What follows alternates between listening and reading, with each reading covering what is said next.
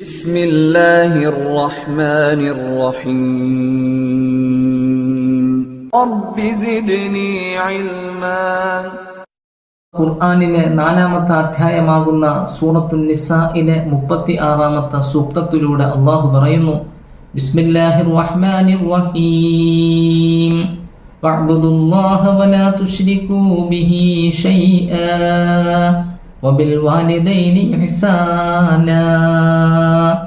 നിങ്ങൾ അല്ലാഹുവിന്റെ ഏകത്വത്തെ അംഗീകരിക്കുകയും അല്ലാഹുവിനോട് ഒരു വസ്തുവിനെയും പങ്കുചേർക്കാതിരിക്കുകയും നിങ്ങളുടെ മാതാപിതാക്കൾക്ക് നിങ്ങൾ ഗുണം ചെയ്യുകയും ചെയ്യുക എന്ന് അല്ലാഹു ലോകത്തെ പഠിപ്പിക്കുകയാണ്.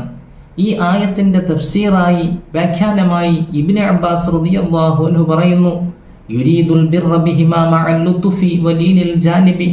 മാതാപിതാക്കളോട് മയം കാണിക്കലോടുകൂടെ, മാതാപിതാക്കളെ സ്നേഹിക്കുകയും ബഹുമാനിക്കുകയും ആദരിക്കുകയും ചെയ്യലോടുകൂടെ, മാതാപിതാക്കളോട് ലുത്ഫ് കാണിക്കലോടുകൂടെ അവർക്ക് നന്മയും ഗുണവും ചെയ്യണമെന്നാണ് അള്ളാഹു ഉദ്ദേശിക്കുന്നത്. അതുകൊണ്ട് തന്നെ ഫലാ യഗ്ലബു ലഹുമാ ഫിൽ ജവാബ്.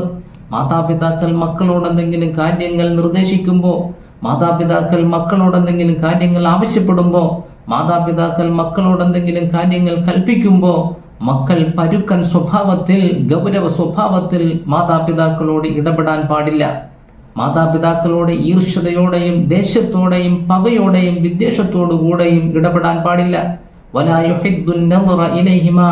മാതാപിതാക്കളിലേക്ക് തുറിച്ചുള്ള നോട്ടവും പാടില്ല. വലാ യർഫഉ സൗതഹു അലൈഹിമാ. മക്കൾ മാതാപിതാക്കളോട് സംസാരിക്കുമ്പോൾ മാതാപിതാക്കളുടെ ശബ്ദത്തേക്കാൾ താഴ്ന്ന ശബ്ദത്തിൽ വേണം സംസാരിക്കുവാൻ.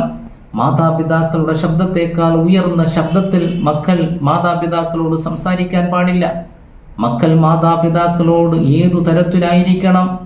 ഇബ്നു അബ്ബാസ് റളിയല്ലാഹു അൻഹു പറയുന്നു, ബൽ യകൂനു ബൈന യദൈഹിമാ മിസ്ലൽ അബ്ദി ബൈന യദൈഹി സയ്യിദി തദല്ലുലൻ ലഹുമാ. ഒരു യജമാനന്റെ മുന്നിൽ ഒരു അടിമ എത്രത്തോളം വിനീത വിധേയനായി നിലകൊള്ളുമോ അതുപോലെ വിനീത വിധേയത്വത്തോടുകൂടെയാവണം മക്കൾ മാതാപിതാക്കളുടെ മുന്നിൽ നിലകൊള്ളേണ്ടത്, കഴിയേണ്ടത് എന്ന് ഇബ്നു അബ്ബാസ് റളിയല്ലാഹു അൻഹു പഠിപ്പിക്കുന്നു. ബഹുമാനികളെ, ഞാനും നിങ്ങളും ചിന്തിക്കുക, എപ്പോഴെങ്കിലും എങ്ങനെയെങ്കിലും എന്തെങ്കിലും കാര്യങ്ങൾ മാതാപിതാക്കൾക്ക് ചെയ്തു കൊടുത്തത് കൊണ്ട് മാത്രം മാതാപിതാക്കൾക്ക് നന്മയും ഗുണവും ചെയ്തവരായി നാം മാറുകയില്ല. ഇക്കാര്യം നാം വളരെ വ്യക്തമായി മനസ്സിലാക്കുകയും നമ്മുടെ ജീവിതത്തിൽ പ്രാവർത്തികമാക്കുവാൻ പരിശ്രമിക്കുകയും ചെയ്യണമെന്ന് ഇത്തരുണത്തിൽ ഞാൻ ഓർമ്മപ്പെടുത്തുകയാണ്.